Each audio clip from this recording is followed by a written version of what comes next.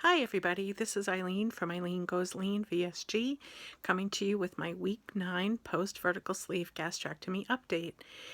I had surgery on January 24th at Roger Williams Medical Center here in Rhode Island, and I'm 9 weeks out. I'm still not ready to divulge my actual weight. I'm just going to talk about some progress.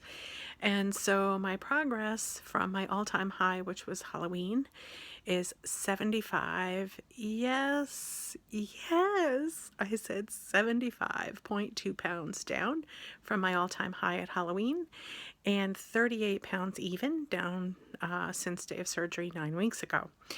So those are the stats. I'm very excited about those. What is new this week? Again, things continue to be uneventful. The newest thing this week is that I had my second set of bilateral Supart shots in my knees yesterday. So between yesterday and today, my knees are recovering a bit. Working through that. So unable to exercise. Dietitian won't like that, but my knees just can't take it. So that's what's going on with that. And what I will say is the struggle continues to be real. Food is everywhere. Food is everywhere. Food is everywhere. Everything we do is all about food. I'm just trying to get a better angle here. Everything we do is all about the food. So last week I actually went to a birthday luncheon for a former coworker, and everyone had these huge gargantuan sandwiches that in the past I would have loved, eaten them like a wild person and been very happy. And the person that was organizing it knows, actually the whole team knows about the situation. Everyone knows. And so, she was going to stop and get me, I said, either turkey or chicken salad, and a quarter of a pound would be plenty. And what did she do? She got half a pound of chicken salad, half a pound of turkey, and that was for me. So the good news is I ate half the container of chicken salad, which hopefully was about 4 ounces. And I brought the rest home, and I brought the turkey home, and I had 3 other meals out of it. So that was good. And of course there was birthday cake, and there was drinks, and then someone said, oh, quick, we got to get you some seltzer. And I'm like, yeah, but I can't eat and drink at the same time, so it's okay. But again, that continues to be you're learning to deal with the surgery in social situations. Also tonight, my husband and I went out to dinner to the same steakhouse we went to last week. I had the same exact thing as I had last week. I was able to have a 6-ounce filet mignon, some mushrooms, and some sliced tomatoes, and that made me very happy. No bread, nothing else. We didn't order any, he didn't even order an appetizer this week.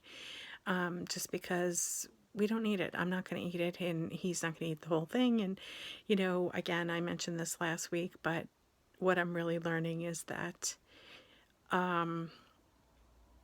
boy, was I overeating before.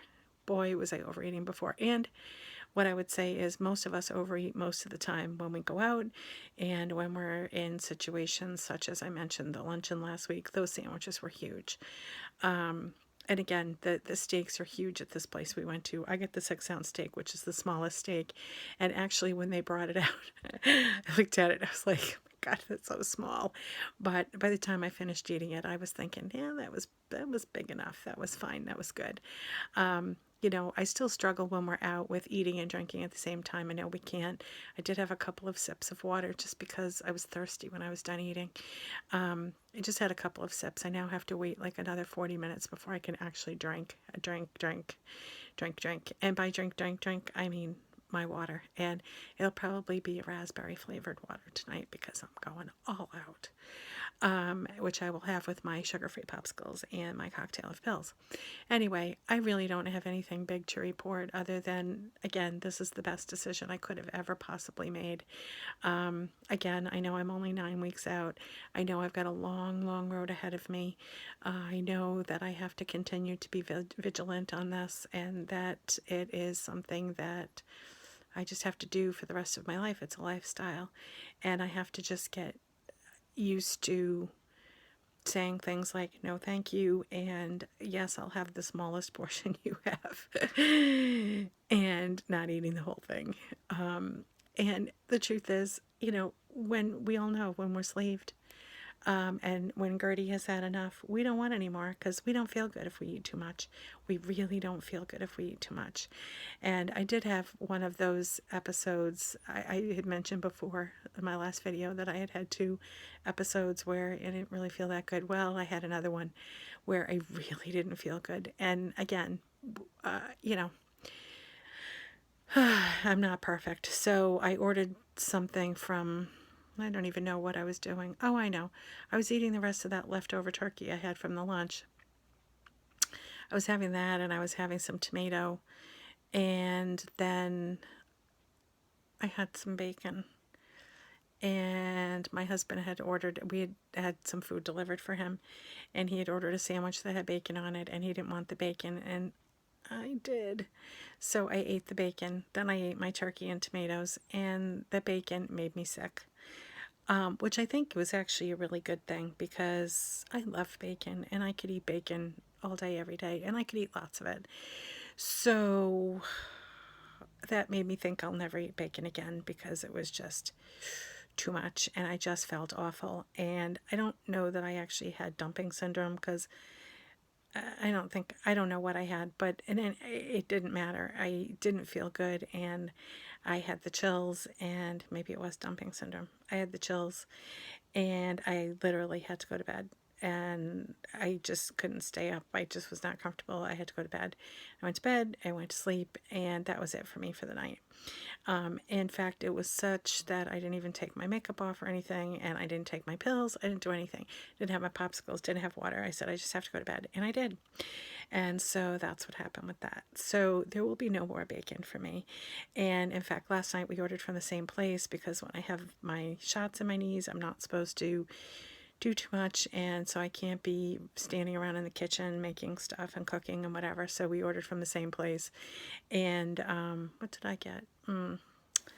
I got some steak and mushrooms and cheese in a bowl, and I ate probably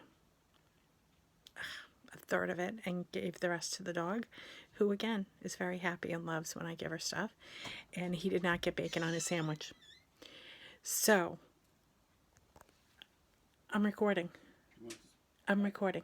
Yes, put it back. Thank you. Sorry about that.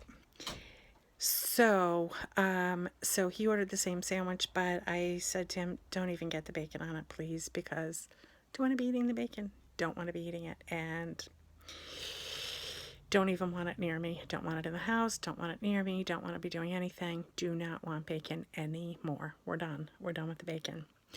So I would say that that's all that's happening. Again, the struggle is real.